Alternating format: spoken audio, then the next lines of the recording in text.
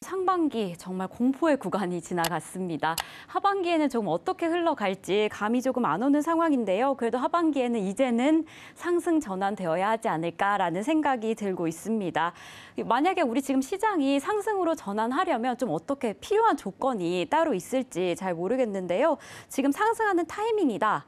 알아볼 수 있는 그런 뭔가 시그널이 있을까요? 윤석전 평론가님, 어떻게 하면 그 시그널 좀 잡을 수 있을까요? 글쎄요, 그걸 갖다가 미세하게 잡아낼 수 있다라고 그러면 네. 제가 여기 있지는 않겠죠. 벌써 뭔가 워렌 버핏의 바늘에 올랐을 겁니다. 다만 이제 그 어떤 경제 이코노미스트로 어떤 조언을 드린다라고 한다면은 가장 그 우리가 주의 있게 봐야 될 지표는 앞에서도 말씀드렸듯이 인플레이션의 어떤 정점을 갖다가 확인하는 거. 인플레이션의 어떤 정점이 확인된다라고 하게 되면은 사실 그거는 어떻게 보게 되면 증시의 어떤 바닥, 그게 거의 확인되는 순간이라고 저는 개인적으로 생각을 합니다. 동시에 아까도 말씀드렸듯이 침체 시그널이 좀 일어나야 돼요. 오히려. 네, 오히려 그게 일어나야 됩니다. 사실은 그래야지만 먼저 인플레이션이 잡히게 되면은 가장 중요한 거는 중앙은행의 통화 정책의 가용성이 확보가 되는 거예요. 무슨 말이냐면 인플레이션이 높은 상황에서는 금리를 쉽사리 내릴 수가 없습니다. 그렇지만 인플레이션이 잡히고 침체가 온다라고 하게 되면은 중앙은행에서는 어떻게 보면 경기 진작을 위해서 마음껏 금리를 인하하면서 돈을 풀 수가 있겠죠. 그럼 뭐 한번 생각을 해보십시오. 그렇게 해서 돈을 풀게 되면 아직 경기는 침체 상황이니까 사실 그게 실물 자산으로 곧바로 투자되는 경우는 거의 없어요. 그럼 그 돈이 갈 곳은 뭐 뻔하지 않습니까? 우리들이 익히 경험해 왔듯이 자산시장으로 움직이는 거니까.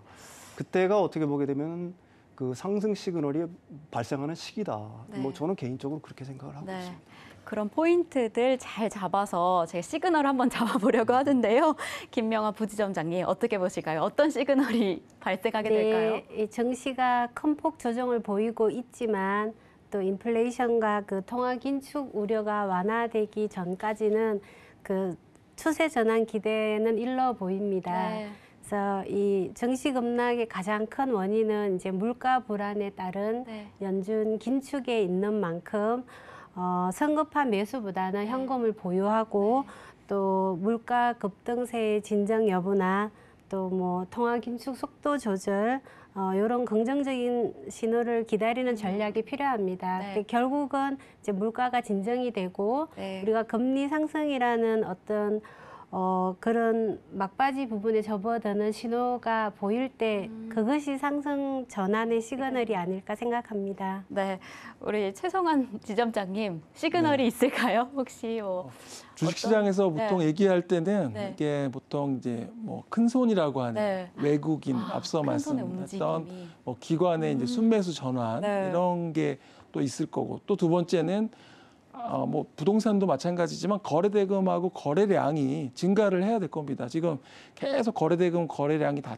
감소하고 있거든요. 그러니까 뭐냐면 침체이기 때문에 그런 부분이거든요. 그래서 그런 것들이 개인들이 뭐 시장에서 뭐 이게 안타깝지만 이게 기관과 외국인이 사줄 때 또 개인이 또 반대로 팔거든요. 그래서 시장의 어떤 시그널이라고 한다면 약간은 좀 안 좋지만 우리는 또 그런 거에 대해서 잘 봐야 되지 않을까 이렇게 봅니다. 그리고 또 신용잔고가 뭐 말씀하셨지만 유의미하게 수준으로 감소도 하고 이런 것들은 사실은 개인이 팔기 때문에 감소하는 거거든요. 그래서 이런 부분들이 좀 봐야 될 것 같습니다. 네, 이렇게 바람의 흐름이 바뀔 때 바람의 흐름이 어떻게 흘러가는지 잘 집중해 보시면서 어떤 전략이 필요한지 한번 살펴보면 좋을 것 같습니다.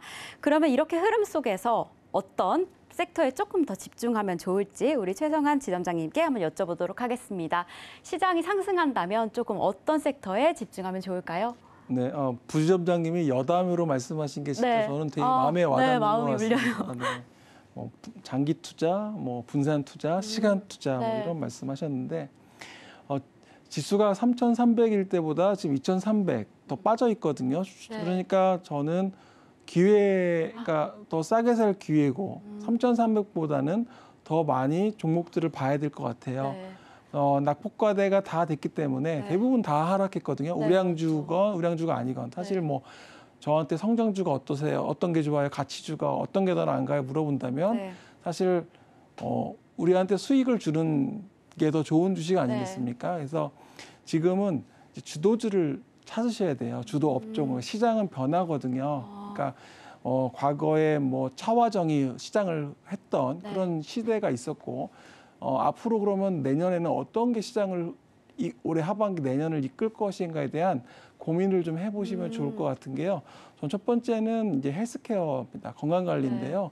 지금 65세 인구가 지금 18%를 넘어섰고요. 우리나라 기준으로 2025년이 되면 20%를 넘어섭니다. 그래서 초고령 사회로 진입을 하거든요. 그래서 사실은 이 뭐 나이도 100세 시대 얘기가 사실은 더 오래 살 수도 있어요. 그렇게 되면 뭐 임플란트라든지 뭐 여러 가지에 대한 그런 필요성이 헬스케어는 내가 몸이 아프면 해야 되잖아요. 건강관리 또 예방도 해야 되고요. 이 시장은 뭐 실버 산업이라고 표현할 수도 있지만 계속 커질 겁니다. 그래서 이쪽에 대한 부분도 보셔야 될 좋을 것 같고 두 번째는 이제 전기차 쪽인데요.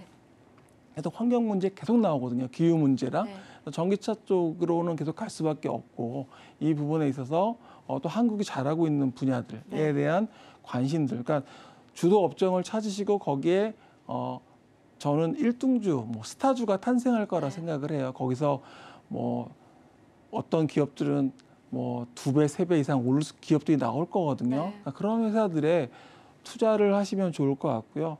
마지막으로는 이제 리오프닝, 물론 코로나가 다시 또 지금 재확산돼서 저도 걱정이 되긴 하는데 화장품은 사실은 이쪽 피부 미용 쪽이나 의료기기 쪽이나 이쪽에 대한 관심은 앞서 헬스케어하고 좀 비슷합니다. 그래서 이쪽도 좀 관심이 좀 필요하지 않을까 이렇게 보고 있습니다.